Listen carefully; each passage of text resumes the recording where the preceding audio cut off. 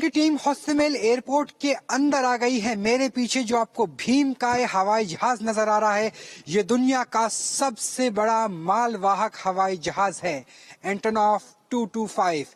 एंटोनॉव जिसकी पहली उड़ान दिसंबर 1988 में सोवियत युग में हुई थी। दरअसल इस भीमकाय हवाई जहाज को बनाने के पीछे जो वजह थी वो थी रोस्कोमोस। जिस तरीके से इसरो काम करती है भारत के लिए, नासा अमेरिका के लिए, वैसे ही रोस्कोमोस रूस की स्पेस एजेंसी है और उसी ने इस एंटोनॉव को बनाया था। और इस एंटोनॉव को बनाने के पीछे वजह यह थी कि स्पेस शटल को इसके ऊपर बिठा करके सीधा उड़ान भराई जाएगी और काफी ऊंचाई तक पहुंचाया जाएगा और उस ऊंचाई के बाद स्पेस शटल को अलग कर दिया जाएगा और जिसके बाद जो कॉस्टिंग है वो काफी हद तक कम हो जाएगी। इसने उड़ान भरी थी 1988 में, लेकिन 1989, 1990, 91 का वो दौर था जब यूएसएसआर यानी सोवियत संघ टूटने लगा था। जब सोवियत संघ टूटने लगा तब इस फ्लाइट का, इस हवाई जहाज का इस्तेमाल होना बंद हो गया। उसके बाद से लेकर एक दशक तक ये हवाई जहाज ऐसे ही बेकार पड़ा रहा, जिसके बाद इसके इतिहास में एक नया पन्ना जुड़ता है और वो 2000 का दशक था जब इस हवाई जहाज का कार्गो उड़ान भरी गई और कार्गो उड़ान के लिए इसमें नए नए इंजन लगाए गए। उस वक्त ये सबसे बड़ा हवाई जहाज होता था। जी हाँ, जिस तबाही से पहले ये सबसे बड़ा हवाई जहाज था। एक बार मुकेश जी इसके इंजनों को दिखाइए। इसके इंजन के पास हम चलने की कोशिश करेंगे, आपको बताएंगे कि इस इंजन का आकार क्या है, क्योंकि ऐसे 6 इंजन लगे होते थे, 3 एक तरफ और 3 दूसरी तरफ, और इन्हीं इंजनों के जरिए ये उड़ान भरता था। और इंजन की ताकत का एहसास आप इस लिहाज से कर सकते हैं कि जब ये पूरी तरह से भर जाता था तो इसका जो वेट था, इसकी जो उड़ान में की क्षमता थी वो 640 टन थी। आप मेरे आकार से इसका अंदाजा लगाइए कि 640 टन तक का भार ये ऐसे इंजन, जैसे 6 इंजन लेके जा सकते थे।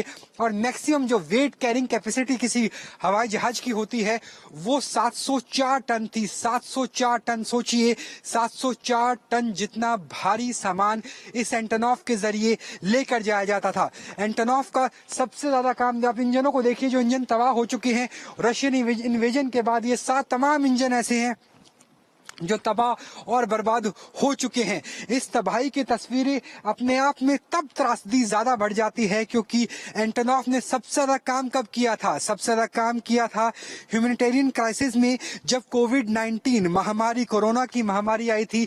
और चाहे पीपी किट हो, टेस्टिंग किट हो, चाहे वैक्सीन हो, पूरी दुनिया में पहुंचाने के लिए सबसे त्वरित जो माध्यम था, सबसे त्वरित माध्यम था, वह एंटोनॉव ही था।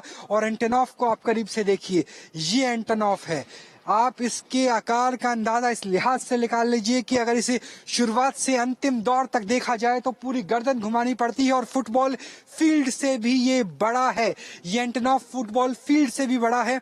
और इसी के जरिए वैक्सीन पहुंचाई गई, इसी के जरिए दवाई पहुंचाएगी और कोरोना महामारी में ये एक उम्मीद से कम नहीं था। एंटोनॉव 225 को मारिया कहा जाता है यूक्रेनी भाषा में। मारिया का अर्थ होता है सपना। सपना जो ना सिर्फ यूक्रेन के लिए था बल्कि पूरी दुनिया के लिए था, क्योंकि आज ना भूतो ना भविष्य थे, अभी तक के इतिहास में कभी इससे ज्यादा बड़ा हवाई जहाज कभी बना ही नहीं, जिसके विंग्स का फैलाव, जिसके पंखों का फैलाव फुटबॉल मैदान से भी ज्यादा बड़ा है। ऐसा कभी बना ही नहीं। और इसमें जो कार्गो डाला जाता है वो भी अलग तरीके से डाला जाता है। इसकी नोज को ऊपर उठाया जाता था, एंटोनॉव को ऊपर उठाया जाता था, इसकी नोज को पहले नीचे किया जाता था, फिर इसकी पूरी की पूरी जो नोज है ये ऊपर उठती थी और उसके बाद भारी से भारी सामान इसमें लादा जा सकता था। जी हाँ, ये जो हाइड्रोलिक्स हैं वो काम करते थे।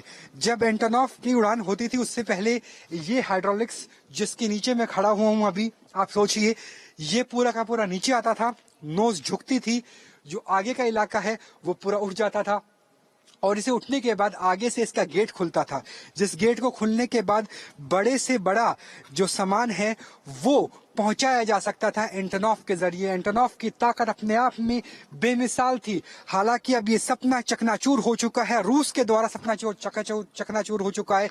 लेकिन आप ये स्थिति देखिए कि एंटोनॉफ किस तरीके से काम करता था और कितना भव्य था, कितना शक्तिशाली था। अब इसके बाद आपको एक नजारा और दिखाते हैं।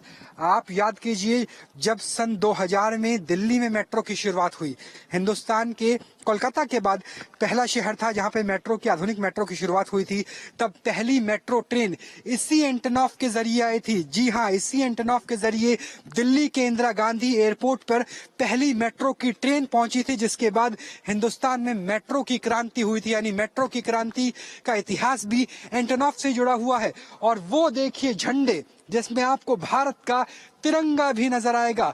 ये वो तमाम देश है जहां पर कार्गो पहुंचाने के लिए अभी तक एंटोनॉफ का इस्तेमाल किया गया। इसमें Sweden, Denmark, south Korea, Brazil, Malaysia, Bharat, England, Spain, Japan, Denmark, ये तमाम वो देश हैं जिनके झंडे यहाँ पे नजर आते हैं। और उसके बीच में देखिए भारत के, हमारे प्यारे भारत के तिरंगे झंडे को।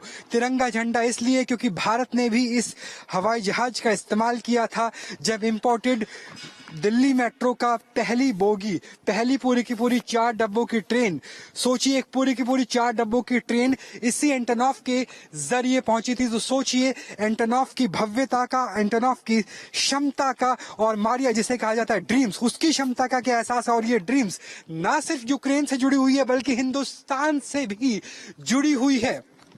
क्योंकि सोचिए दिल्ली मेट्रो से पहले कोई आधुनिक मेट्रो सेवाएं चलती नहीं थी। उसके बाद बेंगलोर, उसके बाद मुंबई, उसके बाद अहमदाबाद, और अगर बात की जाए यूपी के तमाम शहरों की, चाहे वो कानपुर हो, चाहे वो लखनऊ हो, चाहे गाजियाबाद हो, चाहे नोएडा हो, उन तमाम शहरों में, देश के तमाम शहरों में मेट्रो की शुरुआत के पीछे के जो सपना है वो एंटोनॉफ के जरिए ही देखा गया था। और तमाम इंजनों को यहाँ भी आप देख सकते हैं, जो इंजन यहाँ पर बिखरे हुए हैं। हालांकि व्लादिमीर जेलेंस्की जो राष्ट्रपति है यूक्रेन के, उन्होंने कहा कि हम एंटोनॉफ के सपने को मरने नहीं देंगे, मारिया के सपने को मरने नहीं देंगे, इसे दोबारा खड़ा किया जाएगा। लेकिन billions and billions of dollar, यानी हजारों करोड़ों जो इसमें खर्च होंगे, वो कैसे किया जाएगा।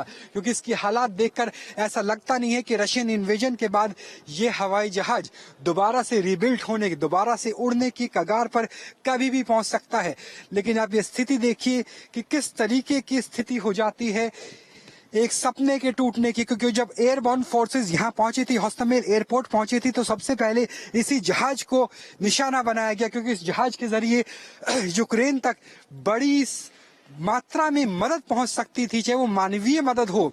जी हाँ, हम बात कर रहे हैं राशन की, दवाइयों की, जरूरी सामान की, खाने की, और चाहे फिर आधुनिक मदद हो, जिसे हम कहते हैं कि जब युद्ध होता है तो युद्ध में हथियारों की जरूरत होती है, और हथियार नाटो देशों की तरफ से मिल सकते थे। इसीलिए एंटोनॉफ को निशाना बनाया गया। ये वो बड़ा हैंगर है, भीम का है, विशाल का है हैंगर है, जिसमें एंटोनॉफ को रखा गया था।